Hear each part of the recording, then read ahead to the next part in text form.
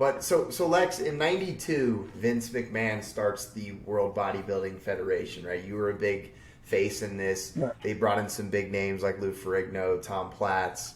It was something Vince was obviously always passionate about. Gary Stridham, all the big names. Yes, exactly.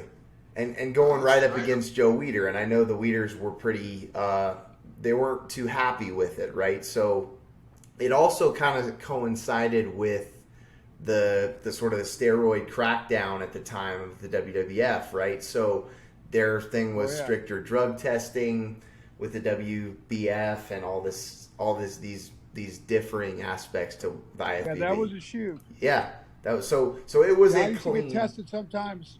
I used to get tested sometimes 3, 4, 5 days in a row. You show up at the building. We called the white coats. The lab guys would be there, stripped down naked, and you had to take a test. That was the real deal back then. They watched your penis go into a cup. Yeah, you weren't swapping it out. Yeah.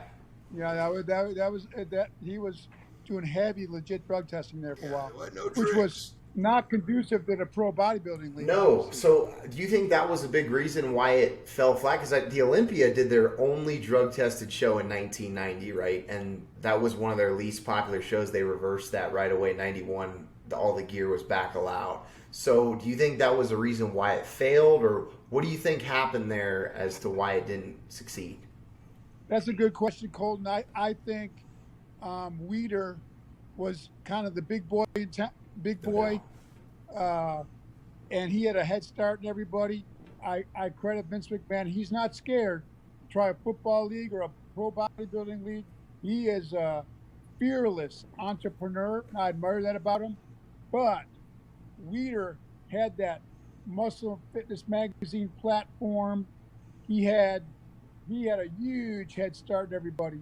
He was integrated with all the big shows and the Arnold Classic, and I mean, he that would have been a tough one to topple.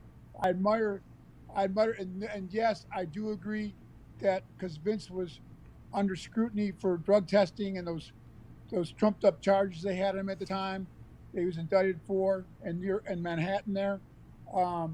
He tested us like crazy. We all understood why, and that definitely didn't help. But I still think that would have been a tall order to try to topple Joe Weider. No doubt. That guy had a stranglehold on it and did for 20 years after that. Absolutely. We